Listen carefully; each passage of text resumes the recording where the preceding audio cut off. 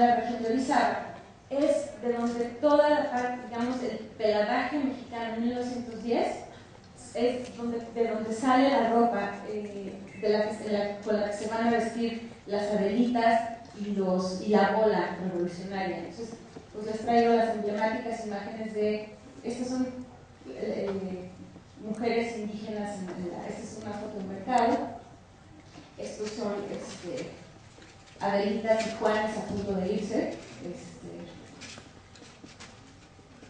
Y pues tenemos esta otra parte de la vestimenta, entonces era eso, quería que viéramos también, además de toda esta vestimenta que se ciñe a los dictados de la moda parisina, tenemos por otra parte que existe toda esta parte del pueblo que se viste y que utiliza estas, digamos, lo que se produce localmente es consumido por el estamento más bajo de la sociedad. Y que, por ejemplo, es un anuncio de sombreros dedicados como a toda esta serie de sombrerudos que después formarán parte del paisaje revolucionario. Evidentemente, pues después de 1910 vamos a tener que llegar Madero lo que sucede, por ejemplo, cuando Francia empieza a perder tanta importancia, pues es que empieza a voltearse más hacia Estados Unidos y hacia ese tipo de imágenes. Y algo que sucede, que eso sí se origina en Francia, es que este es un artículo que se llama Sombreros y Vestidos, donde es una reportera que se supone que está en París comunicando las últimas tendencias, aunque para lo que sabemos podría ser a Madonero, contando las tendencias ya de finales de 1910, y entonces aquí aparece lo que ya empieza a hablar esta autora de lo que se considera la primera revolución de la vestimenta moderna femenina, que va a estar a cargo de un personaje muy interesante que se llama Paul Poiret, que es un parisino, que se deshace del corsé y por primera vez en cientos de años la mujer se ve liberada del corsé. Paul Poiret introduce este tipo de estilos muy influidos por la cuestión oriental y porque él estaba como en una cuestión así como muy de buscar el cuerpo natural y el cuerpo hecho a través del deporte. Entonces para él, una mujer que fuera saludable y que hiciera deportes no tendría que usar un corsé y no tendría que usar este tipo de ropa que la asfixiara. Una mujer tenía que estar cómoda. Entonces él es de las primeras personas que desde el mundo de la alta costura dice la mujer no tiene que estar apretada así. Y sin duda, el que se fuera haciendo cada vez más popular el deporte de las mujeres va a propiciar pues, que se dejen de utilizar este tipo de vestidos con la famosa forma de S. Y el otro gran modisto, él es un español que se llama Mariano Fortuny, de los que se deshacen del corsé. Él lo que hace es que desarrolla toda una estética y una serie de vestidos más de tipo columna. Se le llama, al vestido se le conoce como la túnica Delfos, que era una túnica hecha a imagen de las túnicas griegas, hecha con una tela muy drapeada, y era como lo que, este es el tipo de apariencia que da, una apariencia mucho más estilizada, pero sin necesidad de estarle metiendo y sacando cosas con polizones y con corsés. Y Mariano Fortuny es el que le diseña mucho vestuario a Isadora Duncan, que es esta bailarina famosísima que cambia el mundo de la danza, que es como de las iniciadoras de la danza contemporánea, que también como que están juntos en este mismo esquema de pensamiento en el que dicen por qué el cuerpo femenino tiene que estar, por ejemplo en el caso de la danza, por qué tiene que ponerse esas zapatillas que les deforman los pies, y por qué tiene que bailar vestidas así, por qué no se puede, por ejemplo Isadora Duncan fue muy polémica porque baila desnuda o baila solo cubierta con unos velos. Entonces es un movimiento de revaloración de la figura femenina carente totalmente de las ataduras literales del corsé. Y ya estas es como las últimas imágenes que traigo, es María Conesa, pero esta es la María Conesa de los años 20, porque como les decía, ella permanece en la escena farandulera mexicana desde 1910 como hasta mediados de los años 30 cantando, y luego creo que ella como hasta los 70, que es cuando muere. Y algo que es muy interesante de ella pues es que es capaz perfectamente de como que se va asumiendo todas estas nuevas modas ya sin ataduras, sin corsés, y se vuelve la principal representante de la nueva manera de hacerse de la moda, como de esta manera mucho más parecida a la que tenemos ahora. Una vez que el cine se vuelve importante, la moda ya no va a llegar aquí a México a partir de las revistas, porque además una vez terminada la revolución ya no hay buena distribución de revistas y la moda se empieza a popularizar a través del cine. Y una de las primeras que adoptan modas de la pantalla cinematográfica pues es María Conesa. Entonces pues creo que es todo.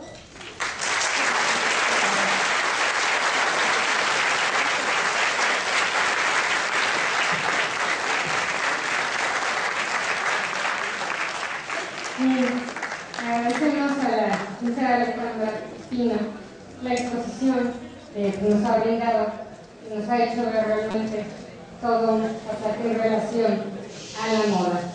Vamos a pasar rápidamente a lo que serían preguntas y respuestas.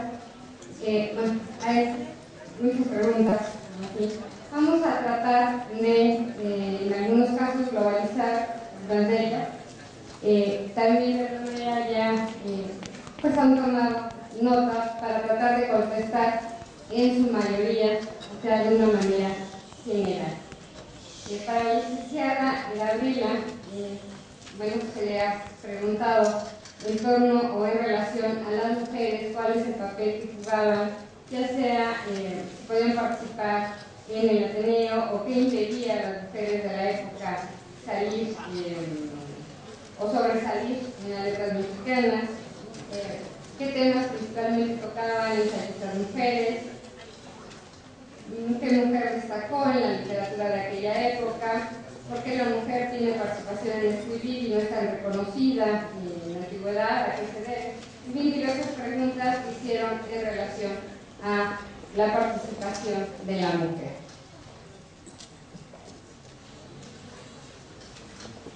Bueno, antes que nada, muchas gracias a todos por sus preguntas. Me hubiera gustado mucho poder contestarlas todas cada una, el tiempo apremia. Y como la mayoría de las preguntas fueron en este sentido, pues vamos a tratar de responder. Durante la revolución y a partir de 1910 las mujeres fueron protagonistas, sobre todo en el ámbito periodístico.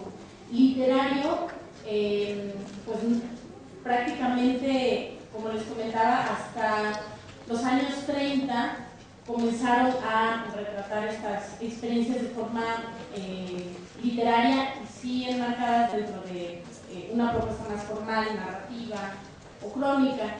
Pero en este periodo, en 1910 y hasta 1920, había periodistas muy reconocidas como Elisa Piña Rossetti o Elodia Campuzano, que era de Ciudad Juárez, Estados Unidos. Y fueron mujeres muy importantes en cuanto a la divulgación y a la perspectiva del panorama nacional en ese momento. También eran mujeres propagandistas, había incluso muchas mujeres que venían del extranjero, se escaparon de su casa y vinieron a repartir propaganda, sobre todo mujeres estadounidenses. También había contrabandistas de armas. Lamentablemente no tengo a la mano ningún nombre, pero era muy común que las mujeres fueran contrabandistas de armas y a la vez fueran periodistas. No sé si estas dos que les mencioné tenían esta doble vida. Creo que no, creo que únicamente eran periodistas, pero sí era muy, muy corriente que esto sucediera. Ahora, respecto a esta cuestión de por qué no había una presencia destacada de las mujeres y hasta cuándo sucedió esto, pues es prácticamente hasta la generación de medio siglo, hasta los años 50, un poco antes, también, por ejemplo, con Inés Arredondo, con Guadalupe Dueñas, con Amparo Dávila, con todas estas mujeres que fueron alumnas precisamente de los ateneístas.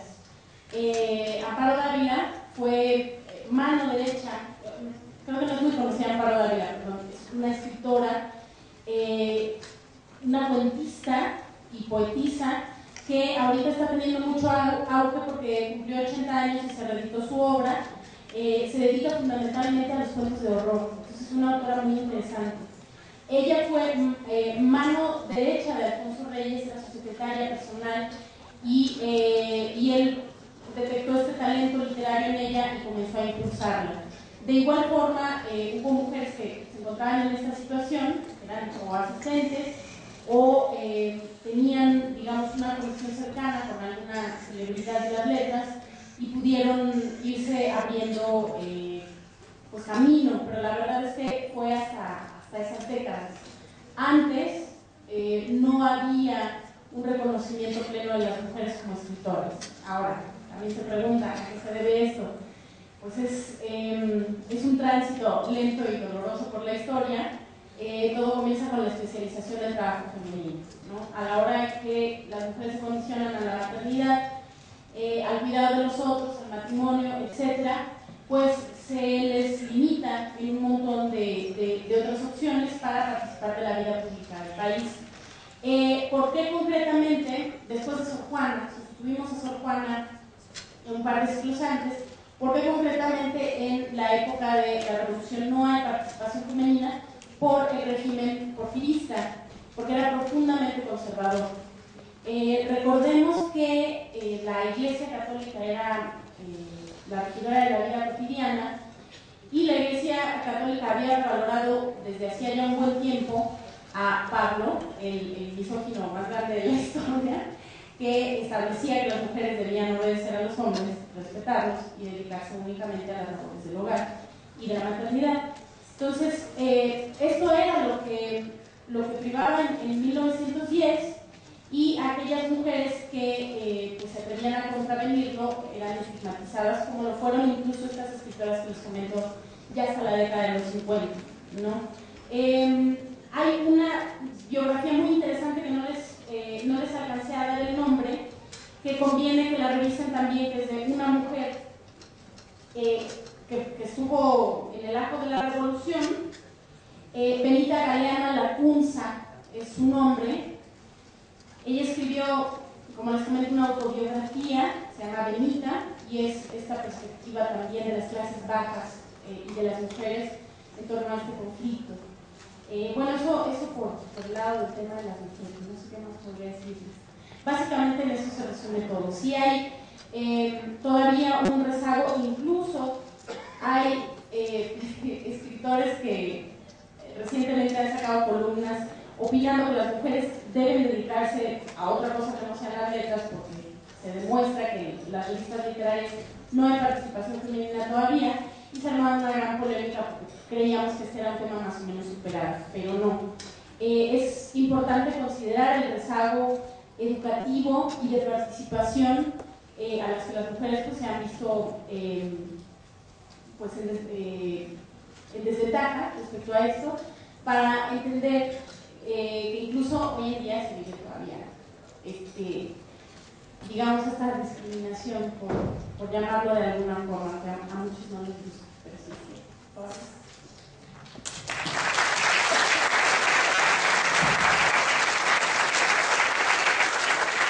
Muchas gracias.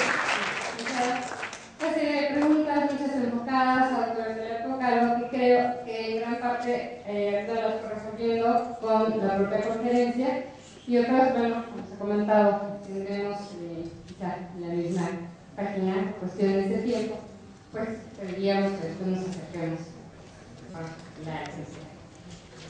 Para pasar también a hoy, quizá una opinión de la licenciada Alejandra en torno a una de las preguntas que bastantes en relación a hacer referencia de la moda a las clases sociales, diversas épocas, y cómo fue incluyendo también quizá la época parisina, así quizá como algo importante en relación a los indígenas y la moda, quizá ya refiriéndose al caso en México.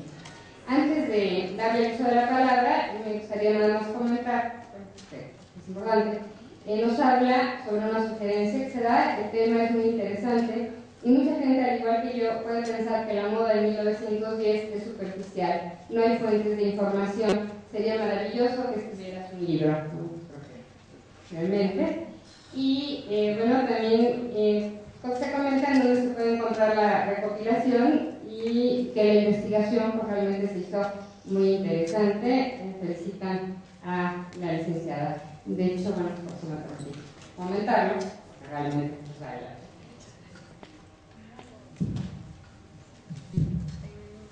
A ver, hay muchas preguntas y algunas como que hay personas como que esperan un poco de terapia respecto de si la moda es importante para la personalidad y eso.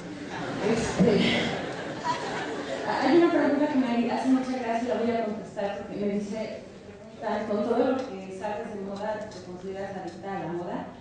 A la moda no tanto, pero a los zapatos sí. Y esta es la que me llama porque también dice, ¿qué piensa de las personas que solo critican a la moda? Pues creo que pasa como con toda esa serie de disciplinas que se critican, porque es como muy fácil criticarlas, se critica por ignorancia. Porque una vez que uno empieza como a meterte en todas las implicaciones que puede haber detrás de la decisión que alguien toma para ponerse o no ponerse alguna prenda, digo, también es verdad que hay mucha gente a la que no le importa qué se pone y cómo sale de la calle y da igual si se pone un pants o una camiseta o un jeans, pero una vez que empieza, por ejemplo, la gente se pone, lo voy a sonar un poco como Miranda Priestley de Diablo Viste a la Moda.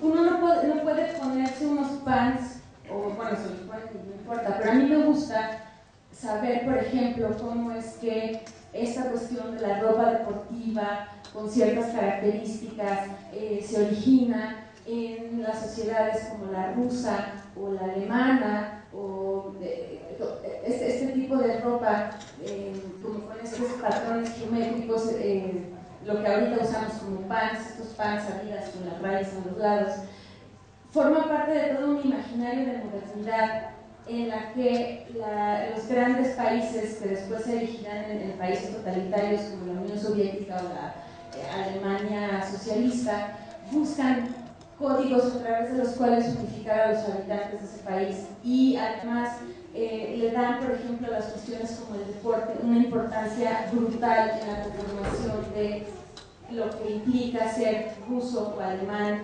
o incluso mexicano en los 60. Entonces,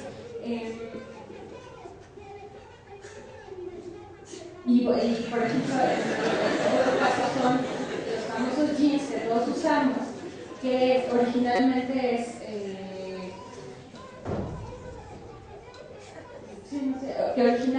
eran pantalones de minero que se usaban, que se hacían con una tela que era la más resistente para la gente que iba a buscar oro. Entonces, creo que cuando empezamos a tener en cuenta todas las implicaciones que hay detrás de que hoy usemos pantalones de mezclilla o pants, la ropa deja de ser nada más algo con que nos tapamos del frío y salimos a la calle. Y creo que sí. Y por ejemplo, también es un elemento integrador entre personas. Y no me refiero tanto como a toda esta idea de cómo te ven, te tratan y a que seas así, sino que una manera en la que puedes tú expresar tu originalidad es a través de cómo te vistes. Entonces, a mí no me considero, por ejemplo, una víctima de la moda en el sentido de que no me importa que eso te diga que está de moda, pero si hay algo que me gusta me lo voy a poner y si no me gusta no me lo voy a poner. Y estoy buscando todo el tiempo cosas que me gusten, que se vean raras, y a lo mejor los colores que uso no le gustan a nadie más que a mí. Pero en ese sentido, sí me parece que deberíamos aprender en general a utilizar la moda como una herramienta expresiva y creo que seríamos un poco más felices todos haciendo. Y hay otra pregunta muy curiosa que me quedé con muchas ganas de hablar de esto en la plática, pero ya se dejando afuera, que es, preguntan un poco acerca de los personajes revolucionarios. Y yo quería sacar a la revolución en particular el tema de Emiliano Zapata, porque si hay un revolucionario bien vestido en la historia de México es Emiliano Zapata. A diferencia, por ejemplo, de Pancho Villa, que siempre sale hecho una mugre con la camisa desfajada, la ropa rota y el suéter lleno de hoyos, cualquier foto que haya de Emiliano Zapata sale vestido de una manera elegantísima.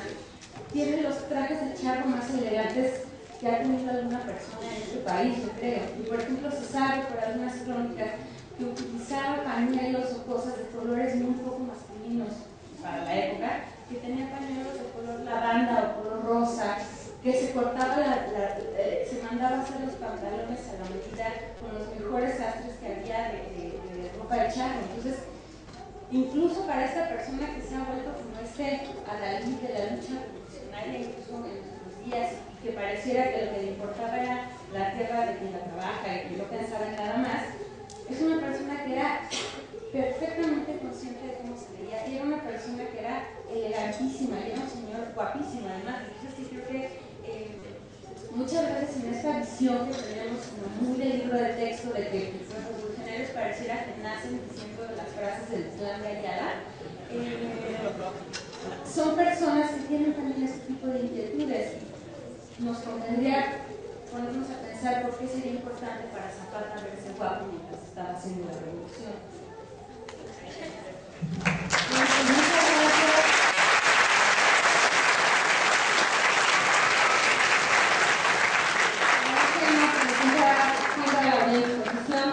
Realmente el tiempo no nos permitió presentar serie de preguntas, pero agradecemos la participación y si podemos, por favor.